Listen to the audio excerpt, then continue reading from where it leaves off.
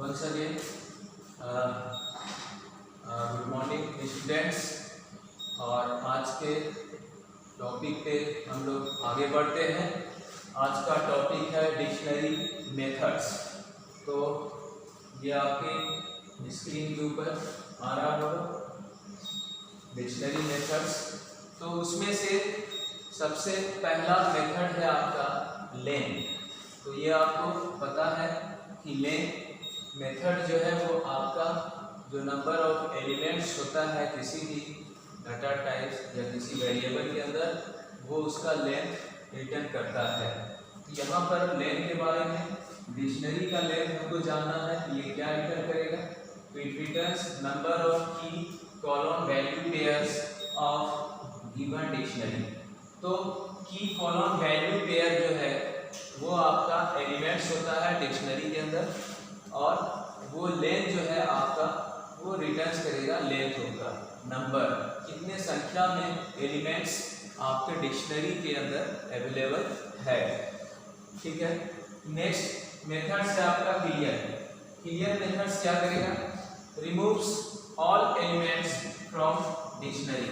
तो ये डिक्शनरी के अंदर से जितने भी आपके एलिमेंट्स हैं वो आपका रिमूव करेगा। ठीक है। तो ये यहाँ तो ठीक है, जहाँ तक ये तो थ्योरी बात है, थ्योरी की बात है कि ये क्या करता है, ये यहाँ पे है, लेकिन कैसे करता है ये भी देखना है। एग्जाम्पल देख सकते हैं, जैसे कि मैंने डिक्शनरी लिया है D1 और उसके अंदर कितने नंबर ऑफ एलिमेंट्स हैं, तो आप देख पा रहे होंगे यहाँ पे 3 पेयर्स हैं, मतलब 3 एलिमेंट्स हैं। जैसे कि मैं इसको अंडरलाइन कर देगा, देख पा रहे होंगे ये चीज है। तो आप देख पा रहे होंगे ये D1 में पहला एलिमेंट है 1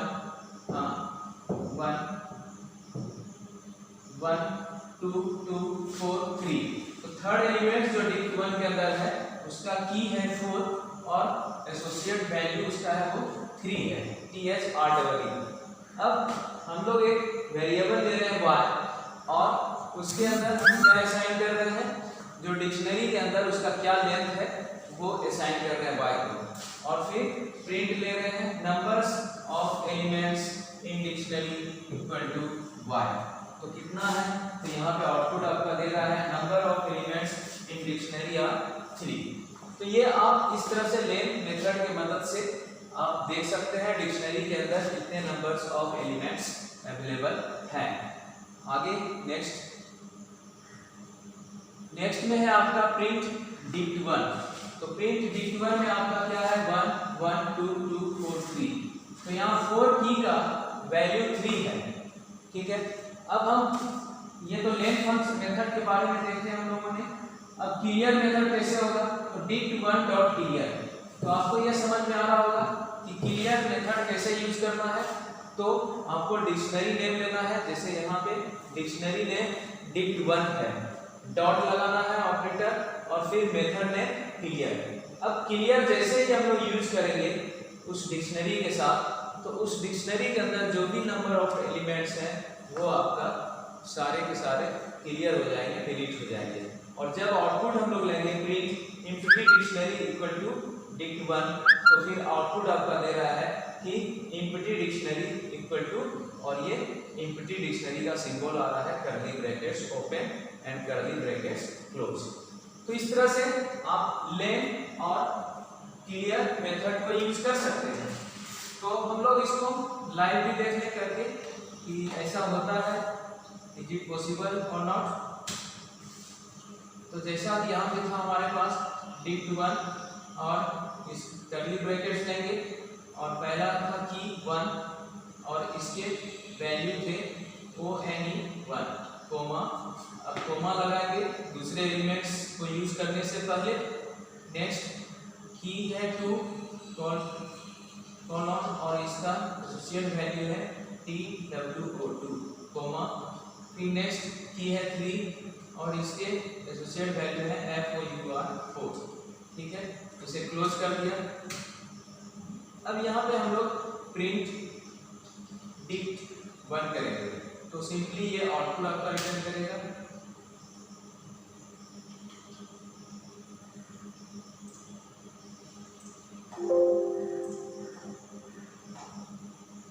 ये आपका आउटपुट रिटर्न कर रहा है जो जैसा आपने डिक्शनरी को एलिमेंट्स वैल्यू असाइन किया है उस तरह से। अब हम लोग इसमें इसका लेंथ देखेंगे, ठीक है। तो लेंथ के लिए मैंने एक वेरिएबल लिया y या x, कुछ भी ले लें, len, this is your method length. और किसका लेंथ जाना है, तो डिक्शनरी का। तो डिक्शनरी है आपका dict1, और फिर यहाँ पे हम आउटपुट लेंगे उसके according.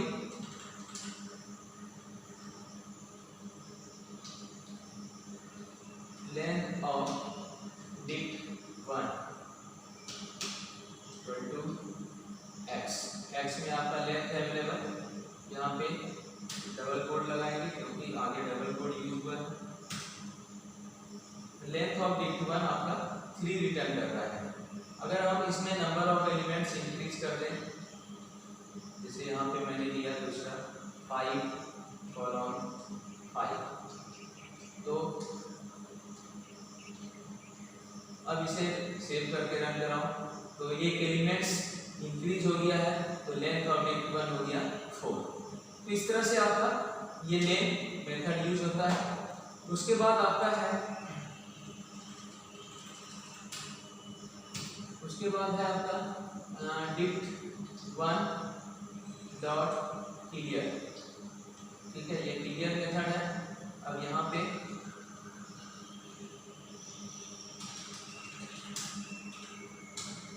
dict1 equal to dict1 dictionary name लेंगे। अब यहाँ पे देखेंगे ये क्लियर कर रहा है या नहीं, तो अब देखते हैं dict1 डिक्शनरी अब क्लियर हो गया है। यहाँ पे कोई भी एलिमेंट्स नहीं है, इसलिए यहाँ पे सिर्फ खाली वो कर्ली ब्रैकेट्स या ब्रेसेस यूज हो रहा है आपका। तो ये आपका लेन और क्लियर मेथड के बारे में हम लोगों ने देखा यहाँ पे लाइन। अब आगे हम लोग बढ़ेंगे नेक्स्ट टॉपिक पे। आगे है आपका पॉप मेथड। तो पॉप मेथड आपका इस तरह से वर्क करता है और क्या होता है इसके अंदर, तो it will delete element of dictionary and return the value of deleted elements of dictionary of which key is passed as argument to pop। तो यहाँ pop मेथड क्या करेगा कि आप जिस भी एलिमेंट्स को डिलीट करना चाहते हैं वो आपका डिलीट करेगा। उसके लिए आपको वहाँ पे उस एलिमेंट्स का की यूज करना होगा, और जिस एलिमेंट्स को वो डिलीट करेगा, जिस की से रिलेटेड एलिमेंट्स को, वो वैल्यू भी रिटर्न करेगा कि कौन सा एलिमेंट्स आपका डिलीट हो रहा है। इसीलिए यहाँ पे क्लियर दिया है, it will delete elements of dictionary, ये डिक्शनरी के एलिमेंट्स को डिलीट करेगा, and return the value of deleted element, और जो एलिमेंट डिलीट हो रहा है उसका वैल्यू भी रिटर्न करेगा of dictionary of which key is passed as argument to pop.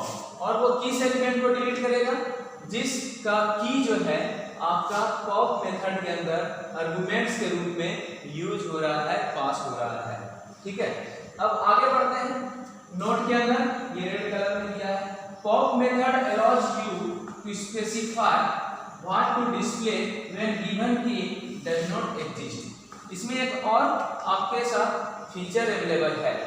अगर हम वैसा की यूज करते हैं जिस एलिमेंट्स को डिलीट करना है, लेकिन वो की आपका एग्जिस्ट नहीं है डिक्शनरी के अंदर, तब उस समय वो क्या करेगा, एरर मैसेज देगा।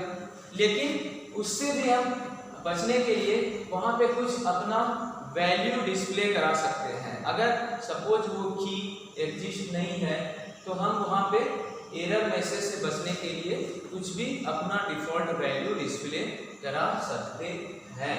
तो ये आगे हम देखेंगे प्रैक्टिकली। अब हम आते हैं वन बाय वन प्रैक्टिकल्स की ओर।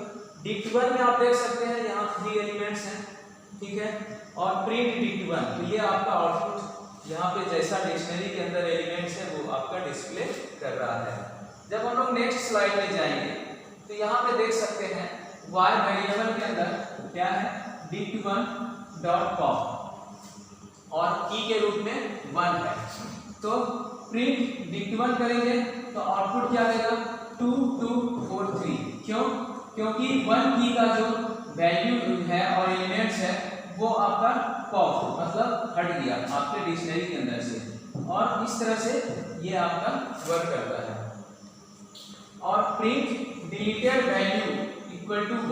अब कौन सा वैल्यू डिलीट हुआ तो ये y के अंदर स्टोर है आपका पॉप मेथड की मदद से।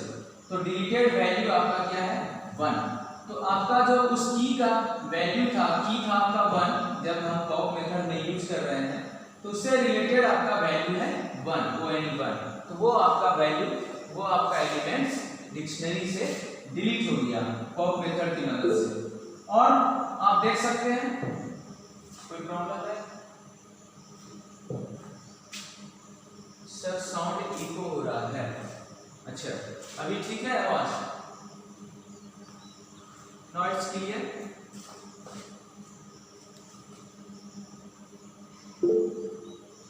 नो। और किसी को प्रॉब्लम आ रहा है साउंड में? Yes sir. सारे को प्रॉब्लम आ रहा है?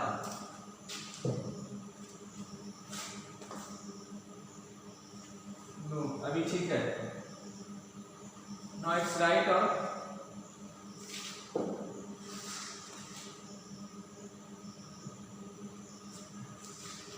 अभी क्लियर होगा आवाज? उम्मीद है। कुछ टेक्निकल प्रॉब्लम लगा रहता है ऑनलाइन क्लास के साथ, तो हम लोग आगे आते हैं।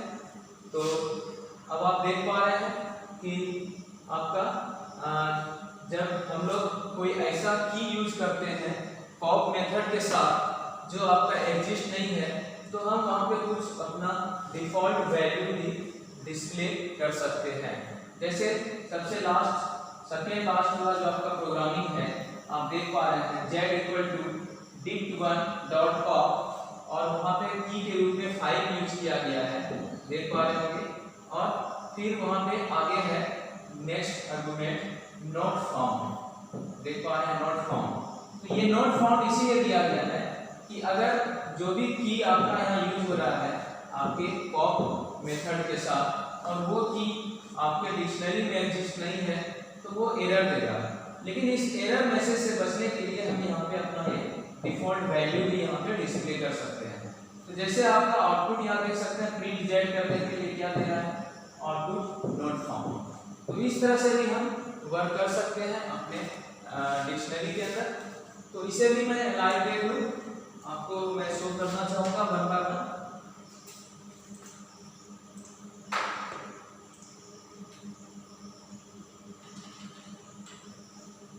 जैसे कि यहाँ पे x एक मैंने वेरिएबल लिया x dict1.pop। तो पॉप मेथड आपका dictionary name with dot operator use होता है। आप देख सकते हैं यहाँ पे आर्गुमेंट्स के रूप में क्या क्या यूज है, key, remove specified key and return the corresponding value. If key is not found D is return if given, otherwise key error. ये सब कुछ यहाँ पे क्लियर करके बताया गया है, जैसे ही हम लोग यहाँ पे पॉप मेथड यूज कर रहे हैं। तो यहाँ पे हम लोग क्या लें, यहाँ पे हम लोग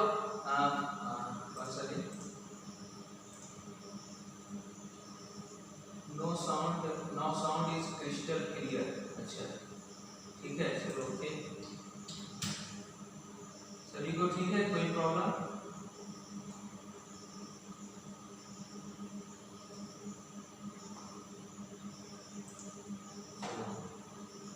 तो आगे आते हैं।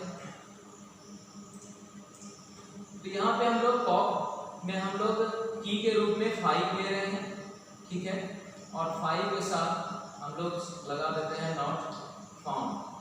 अगर नहीं मिला तो ये, अगर वो एक की एग्जिस्ट नहीं होगा तो वो मिल जाएगा, ठीक है। एंड प्रिंट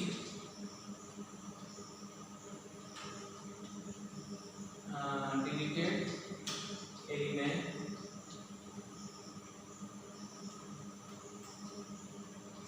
वैल्यू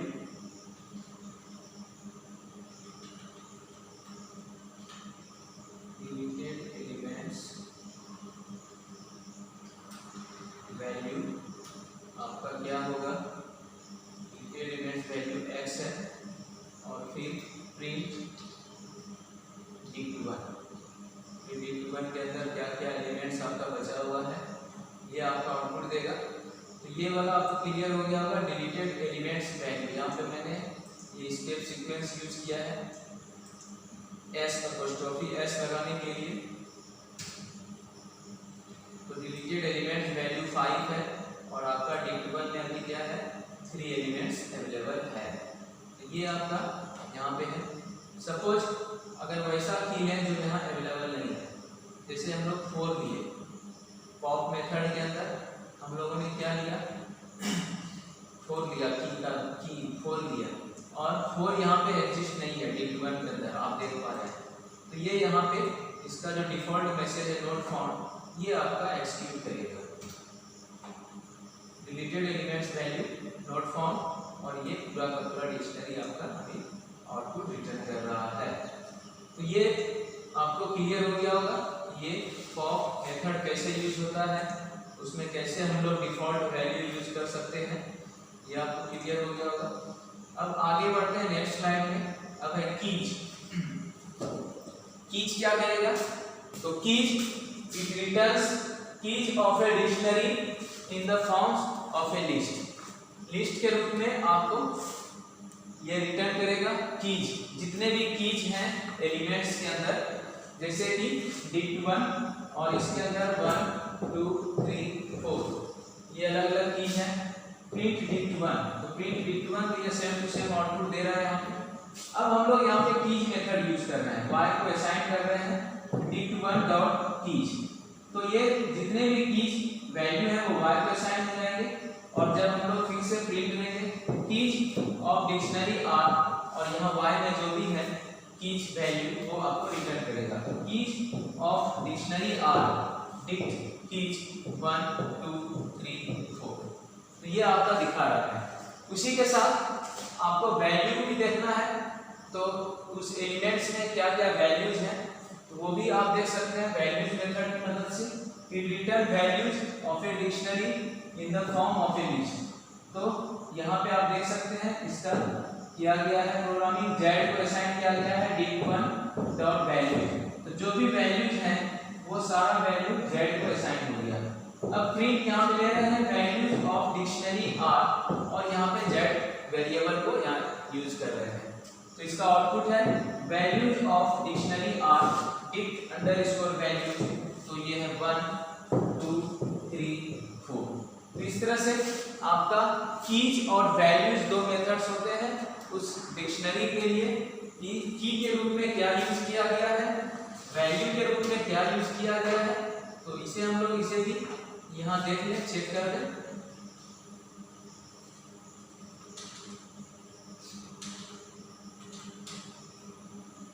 एक्स को हम लोग पहले डिक्ट1 डॉट कीज देख लें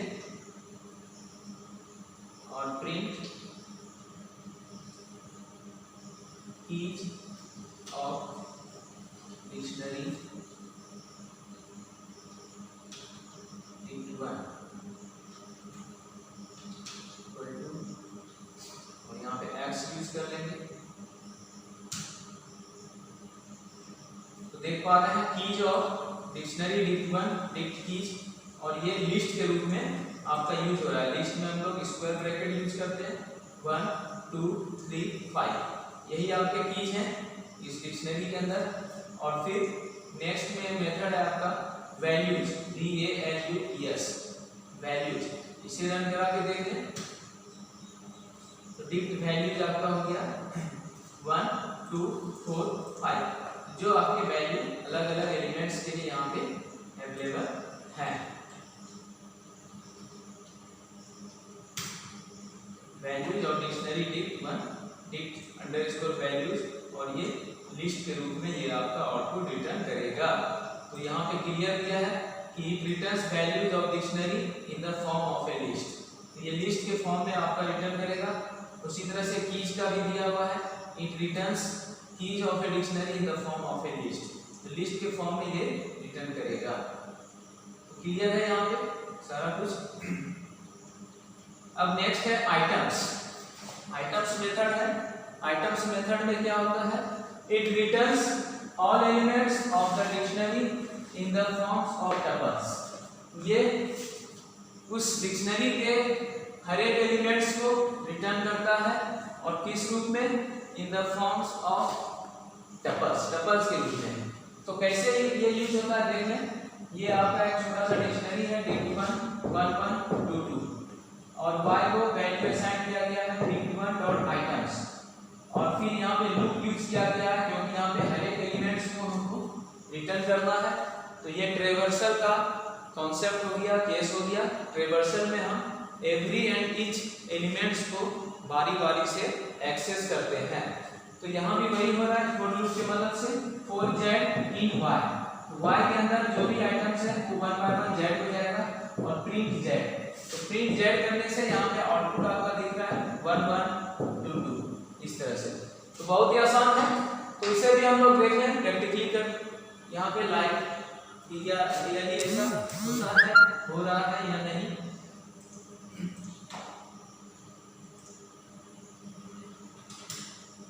dict1.items और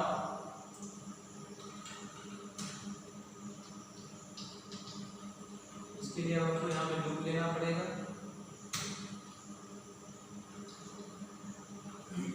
for y in x print x in y में वैल्यू एक्सेस कर रहे हैं और ये इसको देख सकते हैं 1 1 2 2 3 4 एंड 5 5। तो ये आपके जो एलिमेंट्स हैं डिक्शनरी के अंदर वो टपल्स के रूप में ये रिटर्न करता है। क्योंकि मैंने यहाँ पे भी बताया it returns all elements of the dictionary in the form of tuples. ये टपल्स के रूप में, टपल्स के लिए पैरेंथेसिस यूज होता है। तो हर एक वैल्यू को ये इसके एलिमेंट्स को टपल्स के रूप में यहाँ पे आउटपुट रिटर्न कर रहा है। ये आपका आउटपुट यहाँ पे दिख रहा होगा 1 1 2 2 3 4 एंड 5 5। तो इस तरह से ये आइटम्स आपका क्लियर हो गया होगा। अब आगे नेक्स्ट स्लाइड में बढ़ते हैं। गेट की एंड डिफॉल्ट, ये मेथड आपका क्या करेगा, इट रिटर्न्स द, अभी कोई प्रॉब्लम किसी को नहीं है,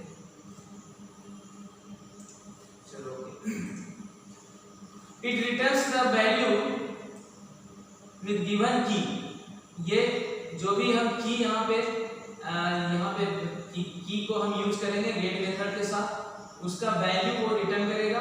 if key is not in dictionary the default message would be displayed.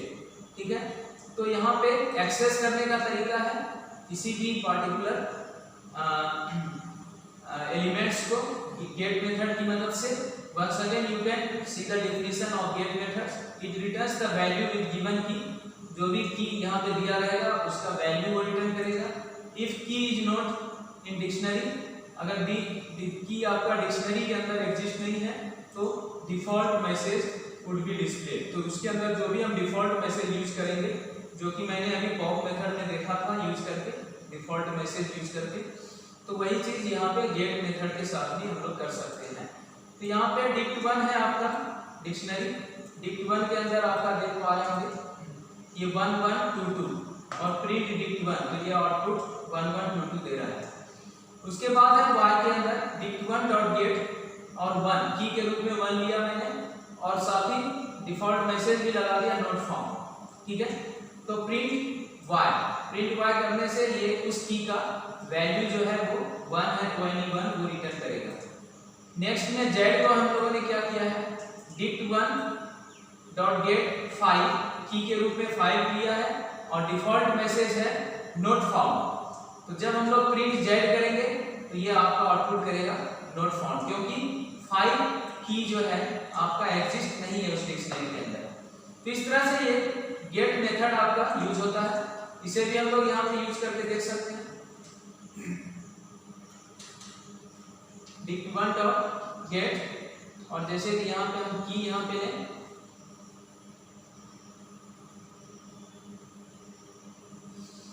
जैसे कि की के रूप में यहाँ 1 लिया मैंने, प्रिंट प्रिंट में एक्स ले लें तो 1 की का वैल्यू यानी 1 है, तो ये यहाँ पे आपका रिटर्न कर रहा है। अगर हम यहाँ पे ले 1 2 3 4 ले लें, 4 की जो है अवेलेबल नहीं है आपके डिक्शनरी के अंदर, तो यहाँ पे एरर नहीं, बाय डिफॉल्ट नन देता है। जैसे कि आपने यहाँ पे देखा होगा, जैसे हम लोग यहाँ पे गेट मेथड यूज करते हैं, डॉट गेट, देख सकते हैं की है, पहला आर्गुमेंट्स की है, यहाँ पे दिख रहा होगा, कोमा डिफॉल्ट मैसेज में अगर आप कुछ भी नहीं देते हैं तो वो आपका रिटर्न करेगा नन, ठीक है, बाय डिफॉल्ट। और अगर कुछ मैसेज देना है डिफॉल्ट, जैसे कि 4 की है और डिफॉल्ट मैसेज दे दिए नॉट फाउंड, तो यहाँ पे नन नहीं रिटर्न करेगा बल्कि ये डिफॉल्ट मैसेज रिटर्न करेगा नॉट फाउंड। तो इस तरह से आपका ये जो मेथड है गेट मेथड, ये एक्सेस करता है कि अगर वो की आपका एग्जिस्ट है डिक्शनरी के अंदर तो उससे रिलेटेड वैल्यू आपका रिटर्न करेगा, और अगर की एग्जिस्ट नहीं है तो डिफॉल्ट में नन रिटर्न करेगा, और अगर डिफॉल्ट मैसेज आप यूज कर रहे हैं की गेट मेथड के साथ तो वो आपका डिफॉल्ट मैसेज भी रिटर्न करेगा। तो ये है आपका गेट मेथड। उसके बाद है अपडेट मेथड, हाँ ये भी जरूरी है। अपडेट मेथड में आपका ये होगा कि जो हम लोगों ने एलिमेंट्स यूज किया है तो उस एलिमेंट्स का, किसी पार्टिकुलर एलिमेंट्स का वैल्यू हम यहाँ पे चेंज कर सकते हैं डिक्शनरी के अंदर, ठीक है, लेकिन उसका की चेंज नहीं कर सकते हैं। की जो भी एक बार असाइन हो गया उसको हम चेंज नहीं कर सकते हैं, वैल्यू को हम चेंज कर सकते हैं। तो आप अपडेट मेथड पे फोकस करें। This method merges key column value pairs from the new dictionary into the original dictionary, adding or replacing as needed। अच्छा, इसमें दूसरा चीज हो रहा है, इसमें ये क्या कर रहा है कि ये मर्ज कर रहा है किसको, न्यू डिक्शनरी को इनटू द ओरिजिनल डिक्शनरी, जो पहले से एग्जिस्ट है डिक्शनरी उसमें से नए डिक्शनरी को वो मर्ज कर रहा है, एडिंग और रिप्लेसिंग एज नीडेड, ठीक है। एडिंग भी कर रहा है या रिप्लेसिंग करना है तो रिप्लेसिंग भी कर रहा है। तो इसका एग्जांपल देख लें तो ज्यादा क्लियर रहेगा, बेटर रहेगा। एग्जांपल डिक्ट 1 1 0 2 40 5 4 5, डिक्ट 2 है 1 1 2 2 3 3 4 4, ठीक है। डिक्ट 3 आपका खाली है, कुछ नहीं है, डिक्ट 3 डॉट अपडेट डिक्ट 1। तो इसने क्या किया, डिक्ट 3 जो खाली है उसको अपडेट किया और उसमें क्या मर्ज कर दिया डिक्ट 1 को। तो जो डिक्ट 1 के अंदर आपका वैल्यू है वो डिक्ट 3 में चला गया, ठीक है। फिर डिक्ट 1 डॉट अपडेट डिक्ट 2, अब डिक्ट 1 को अपडेट किया और उसमें किसको मर्ज कर दिया, डिक्ट 2 को। इसका मतलब ये हुआ कि डिक्ट 1 के अंदर जो पहले से एलिमेंट्स अवेलेबल है वो भी रहेगा, और अपडेट के साथ जो डिक्ट 2 यूज हुआ है डिक्शनरी आर्गुमेंट्स के रूप में वो मर्ज हो जाएगा। डिक्ट 2 का जो भी एलिमेंट्स है वो डिक्ट 1 के साथ मर्ज हो जाएगा और उस तरह से वो एक नया डिक्शनरी क्रिएट करेगा। अब जैसे आप देख सकते हैं प्रिंट डिक्शनरी 1 डिक्ट 1, तो डिक्ट 1 में आप देख सकते हैं क्या है 1 2 5 3 4।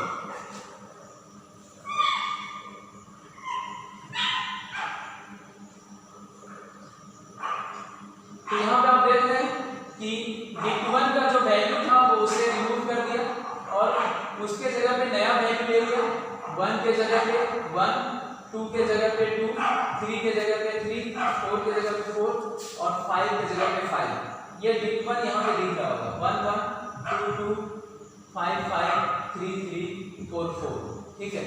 तो इसमें उसने क्या किया है, दो बार किया है डिक्ट 1 में कि जो पहला वैल्यू था उसे भी लिया और उसमें जो वैल्यू चेंज हो रहा है उस की के साथ वो वहां पे उसको चेंज भी कर दे रहा है। फिर डिक्शनरी 2 जो है आपका 1 1 2 2 3 3 4 4 ये वैसे ही है, और डिक्शनरी 3 जो है आपका डिक्ट 3 ये इसमें आपका कॉपी हो गया है डिक्शनरी 1 वाला वैल्यू एलिमेंट्स। तो ये आपका डिक्शनरी 3 जो खाली था पहले एम्प्टी था यहाँ आप देख सकते हैं डिक्ट 3 यहाँ पे आपका खाली है, एम्प्टी है। इसमें डिक्ट 3 में हम लोगों ने क्या किया, डिक्ट 3 डॉट अपडेट डिक्ट 1, तो डिक्ट 1 का वैल्यू एलिमेंट सारा डिक्ट 3 में आ गया और इस तरह से डिक्ट 3 का ये आपका सारा आउटपुट यहाँ पे शो कर रहा है। तो इसे भी मैं थोड़ा देख लूँ लाइव करके। तो ये हमारा लगता है इसका लास्ट टॉपिक है, तो इसको अच्छे से देख लें, अपडेट को समझ लें, ये जिस तरह से ये वर्क कर रहा है।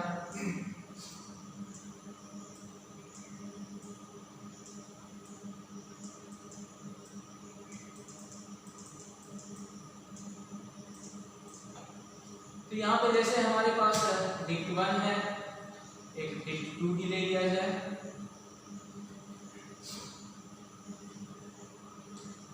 ओ कोमा 2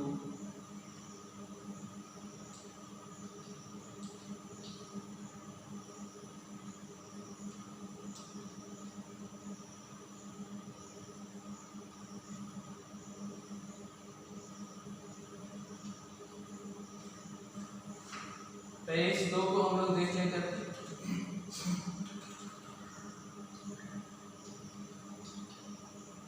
डिक्ट 1 डॉट अपडेट, इसमें हम लोगों ने डिक्ट 2 किया,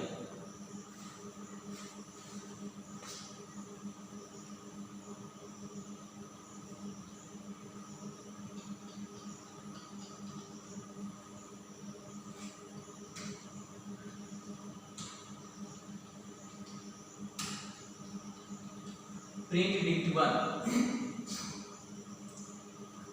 तो यहाँ पे आप देख रहे हैं कि डिक्ट 1 के अंदर है 1 1 2 2 3 4 5 5 और डिक्ट 2 के अंदर है 1 O 2 A 3 I 4 E।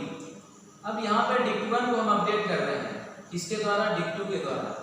तो अब आप देख रहे हैं कि डिक्ट 2 के अंदर जो भी वैल्यू है, जैसे यहाँ 1 की है डिक्ट 2 के अंदर और डिक्ट 1 के अंदर है, तो डिक्ट 1 में 1 की का वैल्यू है 1, तो वो आपका रिप्लेस कर देगा ओ से, ठीक है, क्योंकि वहाँ पे की जो है आपका सेम है, लेकिन उससे रिलेटेड वैल्यू आपका वो चेंज हो जाएगा, ठीक है।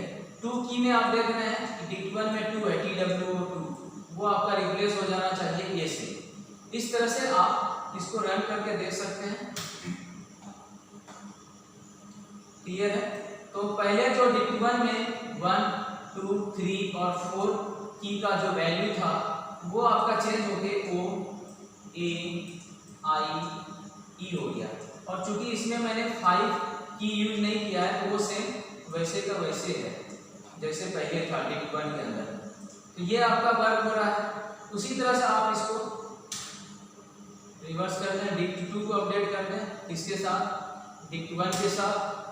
तो आप देख सकते हैं कि डिक्ट 2 में जो आपका की है 1 2 3 4, वो ऑलरेडी डिक्ट 1 में भी है 1 2 3 और 4 नहीं है, तो आपका 1 2 और 3 की का जो वैल्यू है यहाँ O A I रेस्पेक्टिवली वो चेंज हो जाएगा, किसके साथ, तो डिक्ट 1 के आपके जो उस की के वैल्यू के साथ।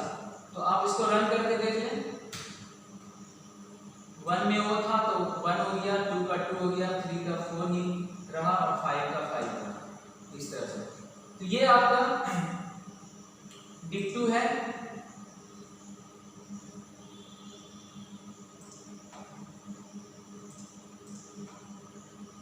तो इस तरह से ये आपका अपडेट करता है। अपडेट जो है आपका, इसमें सिंपल कॉन्सेप्ट ये है कि आप इसे इसको देख लें कि दिस मेथड मर्जेज की column value pairs from the new dictionary, नए डिक्शनरी के साथ मर्ज करता है ये method into the original dictionary, जो ओरिजिनल डिक्शनरी है उसमें नए डिक्शनरी के की कॉलम वैल्यू पेयर्स को मर्ज करता है, ऐड भी करता है या रिप्लेस भी करता है एज नीडेड, जहां पे जिसकी जो इसको बनता है, ठीक है। तो ये आज आपका लास्ट टॉपिक था।